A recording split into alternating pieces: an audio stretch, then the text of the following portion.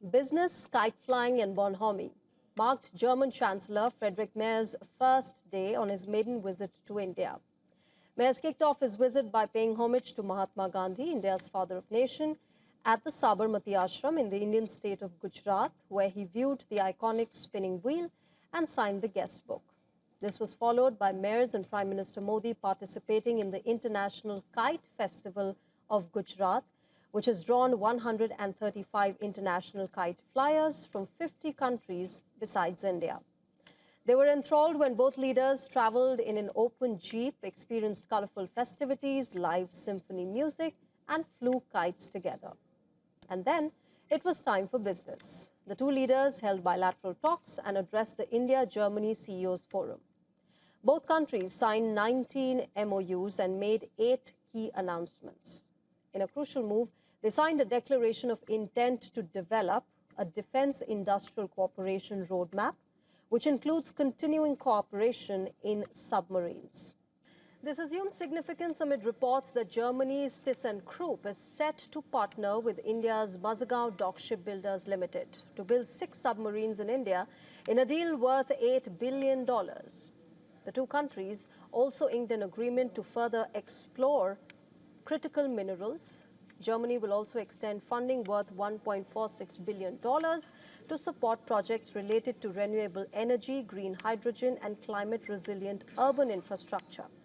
The two sides also announced that Indian passport holders can now transit through Germany without the requirement of a visa. Meanwhile, Prime Minister Narendra Modi spilled the beans on the future of the India-EU Free Trade Agreement. With the India-EU summit scheduled on the 27th of January this year, he expressed confidence that the deal will be signed soon. India free trade agreement भी जल्द साकार होने जा रहा है। यह हमारे व्यापार, निवेश और साझेदारी के लिए एक नया अध्याय खोलने वाला है। यानी आपके लिए रास्ता क्लियर है।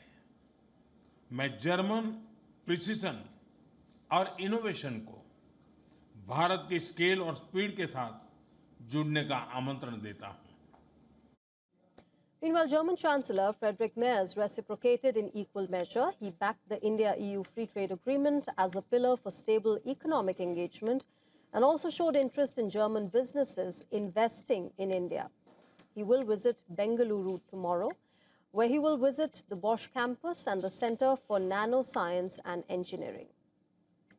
Under my government, ladies and gentlemen, Germany is open for business and open for business cooperation. At the same time, we are strongly interested in further opportunities for German business in India. A second key topic is innovation. Germany and India are strong markets. We are innovation-driven economies with complementary strength in research, engineering, manufacturing, and entrepreneurship. There are significant opportunities for cooperation across industries and across technologies. Looking ahead, the full economic potential of our partnership is yet to be exploited. Germany's focus on bolstering ties with India across the political spectrum came to the fore in December last year, with the leader of opposition Rahul Gandhi visiting the BMW factory and meeting a slew of leaders, including Germany's environment minister. Amid India's bilateral trade with Germany reaching its highest ever level in 2024 at $50 billion, the partnership between the two countries remains crucial in the present geopolitical scenario. Shifting our focus to India now, where security forces detected the movement of suspected drones in several forward areas along the international border and the line of control in Samba, Rajouri and Poonch districts of Jammu and Kashmir on Sunday. According to officials, a few Pakistani drones were sighted along the line of control in the Nowshera-Rajouri sector of Jammu and Kashmir. The Indian Army troops promptly deployed counter-unmanned aerial systems measures, forcing them to return. Indian Army troops guarding the Nowshera sector along the LOC in Rajouri fired from medium and light machine guns on observing drone movement over a village around 6:35 p.m. local time. The security forces later launched a search operation on the ground after noticing the suspected drone activity in the forward areas. As per reports, all flying objects came from the Pakistani side and returned after hovering for a few minutes. Earlier on Friday, border security forces and Jammu and Kashmir police had launched a joint search operation after a consignment of arms and ammunition was recovered from the border village of Palura in the Samba district. The arms cache included made in China 9mm pistols, 1 magazine and 1 Chinese hand grenade. According to the police, a total of 16 rounds of bullets were also recovered from the packet. And while staying with Greenland, Europe is now moving from words to potential military action. As Trump doubles down on claims that America must own Greenland, European allies are discussing a NATO-led show of force in the Arctic. Not against Russia or China, but to claim and calm U.S. pressure on a fellow ally. As per reports, Britain and Germany are leading the talks on boosting NATO's military presence in and around Greenland. Germany is reportedly preparing to propose a joint NATO mission, which is focused on Arctic security, to show that Europe is serious about defending the region without violating Greenland's sovereignty. This proposed operation, reportedly dubbed Arctic Sentry, would monitor threats and protect critical infrastructure, modeled on NATO's Baltic Sentry mission, which was launched last year. British troops, warships and aircraft could reportedly form part of this deployment, with discussions still at an early stage. European leaders hope that a visible NATO presence would be enough to dissuade President Donald Trump from pursuing the annexation of the self-governing Danish territory. Germany's Vice-Chancellor, Lars Klingbeil, has also publicly pushed back against Trump's assertions on Greenland. He said, and I quote, "It is solely a matter for Denmark and Greenland to decide their future. Territorial sovereignty and integrity must be respected. These principles apply to everyone, including the United States." Klingbeil is set to travel to Washington this week for a G7 meeting, as the U.S. Secretary of State Marco Rubio also holds talks with Denmark over Greenland. A Financial Times article says that NATO-aligned diplomats with access to alliance intelligence say that there has been no evidence of Chinese or Russian warships or submarines near Greenland in recent years. The vessel tracking data from Marintraffic and LSEG also shows no such presence. Still, Greenland finds itself caught in the crosshairs of a great power struggle, and Europe is now faced with an extraordinary reality, trying to deter not an adversary, but its most powerful ally. U.S. President Donald Trump and his growing willingness to impose American power on the world. After declaring himself the acting president of Venezuela, Donald Trump is now acting like the dictator of Greenland, saying that he will take the Arctic island one way or another. And how does he justify it? Well, speaking with reporters, Trump said, and I quote him, "If we don't take Greenland, Russia or China will, and I'm not letting that happen." This despite the fact that neither Russia nor China has ever laid a formal claim onto Greenland. Right now, we are going to do something on Greenland, whether they like it or not, because if we don't do it, Russia or China will take over Greenland, and we're not going to have Russia or China as a neighbor. I would like to make a deal, the easy way, but if we don't do it the easy way, we're going to do it the hard way. Because if you take a look outside of Greenland right now, there are Russian destroyers, there are Chinese destroyers and bigger, there are Russian submarines all over the place. We're not going to have Russia or China occupy Greenland, and that's what they're going to do if we don't. For months now, Trump has argued that controlling the mineral-rich Danish self-governing territory is critical to U.S. national security, citing increased Russian and Chinese military activity in the Arctic. Trump has also said that he would be open to making a deal with Greenland, but that one way or the other, United States will take Greenland. These threats have rattled Denmark and alarmed the European allies. European leaders have voiced shock at the American president's rhetoric over an island that holds strategic importance between North America and the Arctic, and where the United States has maintained a military base since World War II. Just a little background here. Greenland was a Danish colony until 1953. It gained home rule in 1979 and has since debated eventual independence from Denmark. But does that mean they will join the United States?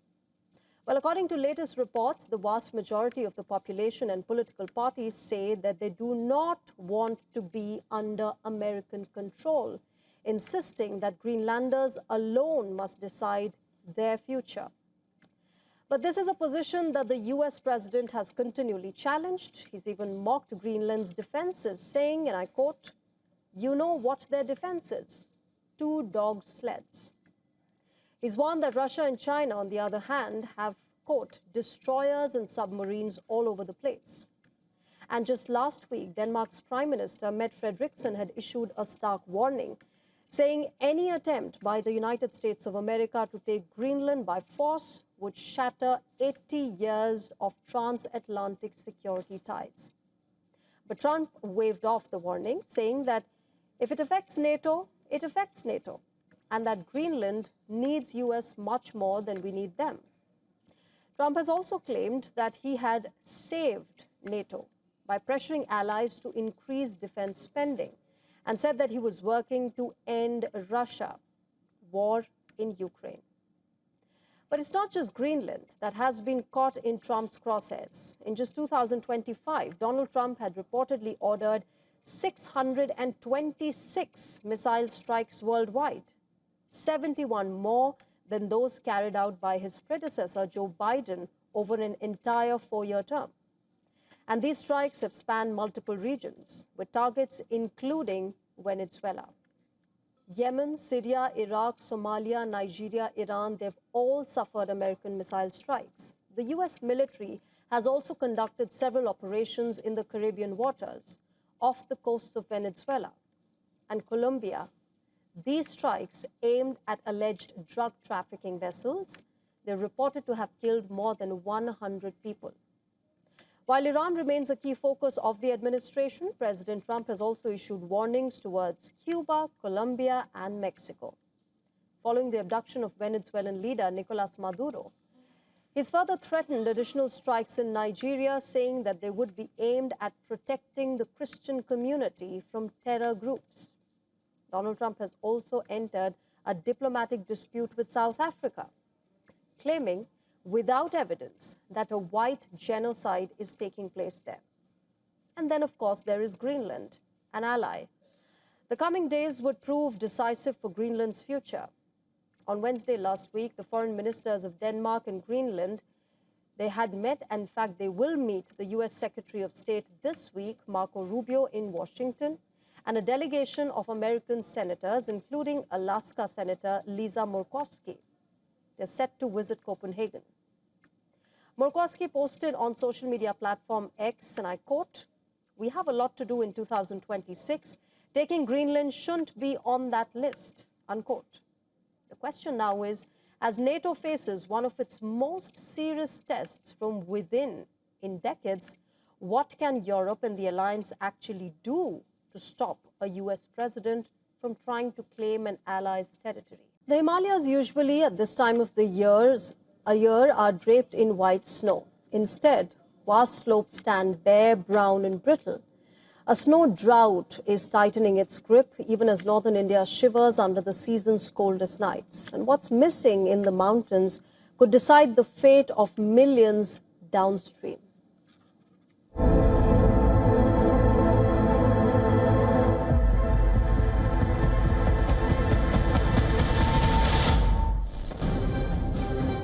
The Himalayas are running out of snow. Where winter should pile layer upon layer of white ice, the mountains are exposing rock, dust and fear. Meteorologists warn that much less snow has fallen across the Himalayas this season, and it is no longer an exception. It is becoming the norm. Research shows that most winters in the past 5 years have recorded snowfall far below the average seen between 1980 and 2020. Snow cover days are shrinking fast. Glaciers are being denied their annual refill. Rivers that depend on slow, steady melt are being pushed towards seasonal shock. The Himalayas feed Asia's great rivers, the Indus, the Ganga, the Brahmaputra. When snow disappears, water security disappears with it. Farmers lose predictability, cities lose buffers, hydropower grids lose stability. Millions face heightened water stress during the summer season. The paradox is stark. Down in the plains, winter has bitten hard. On Monday, Delhi plunged to 3 degrees Celsius, Gurugram colder than Shimla. Minimum temperatures in Gurugram dropped to a bone-chilling 0.6 degrees, the coldest spell of the season. Frost spread across fields, schools shut. Cold waves tighten their grip across North India. The chill feels brutal, yet it masks a deeper danger. Cold air does not equal healthy snow. Scientists say rising temperatures are altering how winter behaves in the mountains. More precipitation is falling as rain, not snow. Snow that does fall melts earlier, rushing away instead of lingering. The natural water reservoir is breaking down. As the frost blankets the plains and the peaks remain naked, the regional climate is being rewritten in real time. The Himalayas are waiting for a winter that may never return in full. Bureau Report, WION. World is One.